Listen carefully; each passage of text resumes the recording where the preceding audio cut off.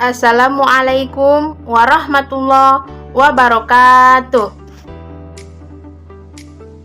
Selamat pagi anak-anak. Bagaimana kabar hari ini? Alhamdulillahirrabbilalamin. Mudah-mudahan hari ini kita dalam keadaan sehat walafiat dan selalu dalam lindungan Allah Subhanahu wa Ta'ala. Hari ini insya Allah kita akan belajar materi pendidikan agama Islam dan budi pekerti tentang tema Mari Belajar Surat Atin. Sebelum belajar, marilah kita berdoa terlebih dahulu. Rabbi zidni ilma warzuqni fahma. Ya Allah, tambahkanlah ilmu pengetahuanku dan berilah aku kefahaman. Mari belajar surat Atin. Yang pertama, kita akan membaca surat Atin. Yang kedua, memahami kandungan surat Atin. Sebelum membaca surat Atin, marilah kita perhatikan langkah-langkah cara membaca surat Atin. Pertama, kita akan belajar membaca isti'adzah. A'udzubillahi minasyaitonirrajim. Yang kedua, membaca basmalah. Bismillahirrahmanirrahim.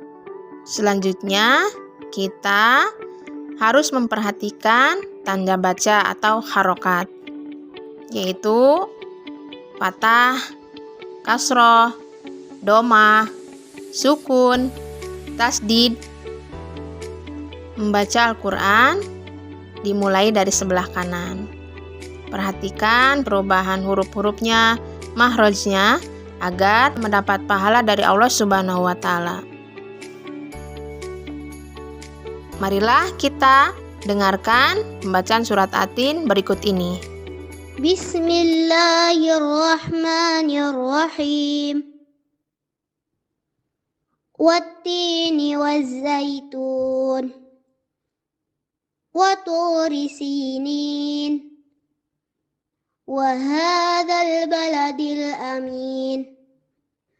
Laqad khalaqnal insana fi ahsani taqwim. Thumma radadnahu asfala safilin. إلا الذين آمنوا وعملوا الصالحات فلهم أجر غير ممنون فما يكذبك بعد بالدين أليس الله بأحكم الحاكمين. Anak-anak, perlu kalian tahu bahwa surat Atin diambil dari ayat pertama, yaitu kata atin. Atin berarti buah tin. Surat Atin terdiri dari 8 ayat. Surat Atin termasuk surat yang ke-95 dalam Al-Quran. Surat Atin diturunkan di kota Mekah, sehingga surat Atin tergolong surat Makkiyah. Nah, selanjutnya kita akan mempelajari makna kandungan surat Atin. Dalam surat Atin, Allah Subhanahu wa Ta'ala bersumpah sebanyak 4 kali. Yang pertama atas buah tin, yang kedua buah zaitun, yang ketiga bukit Sinai, yang keempat kota Mekah.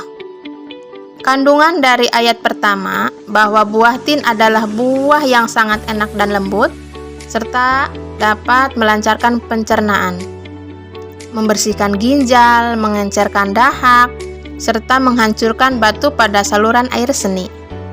Untuk ayat yang kedua, Allah bersumpah atas Bukit Sinai. Bukit Sinai yaitu sebuah gunung, tempat Allah Subhanahu wa Ta'ala berbicara langsung kepada Nabi Musa ketika diangkat menjadi Rasul untuk menerima kitab Taurat.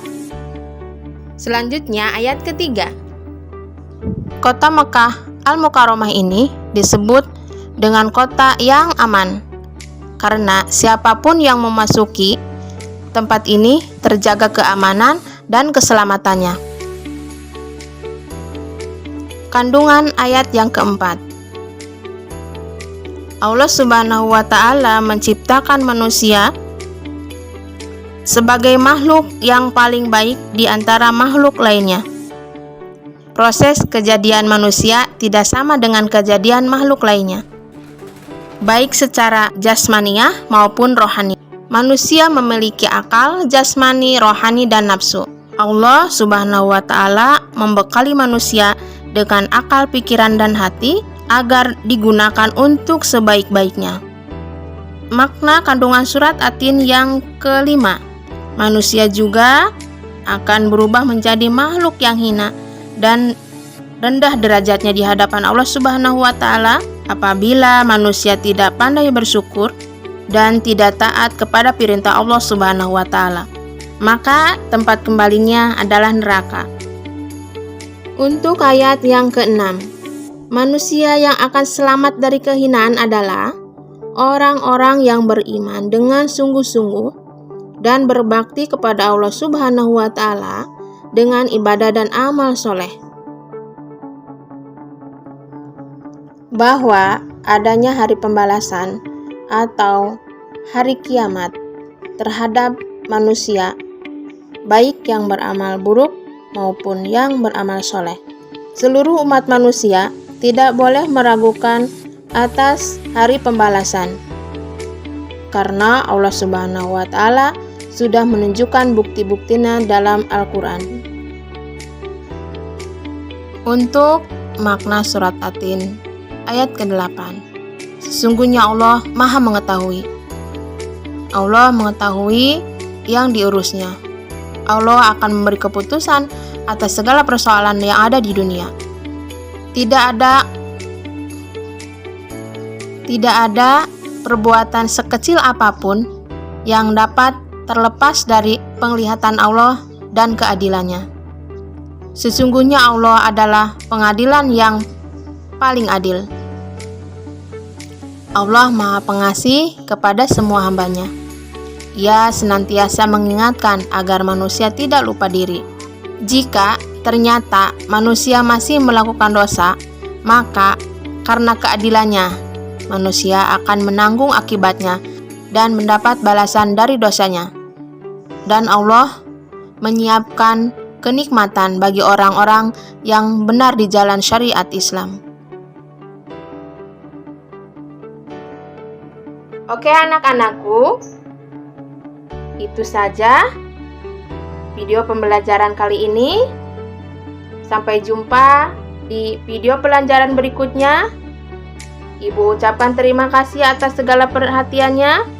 Mohon maaf atas segala kekurangannya. Ditutup.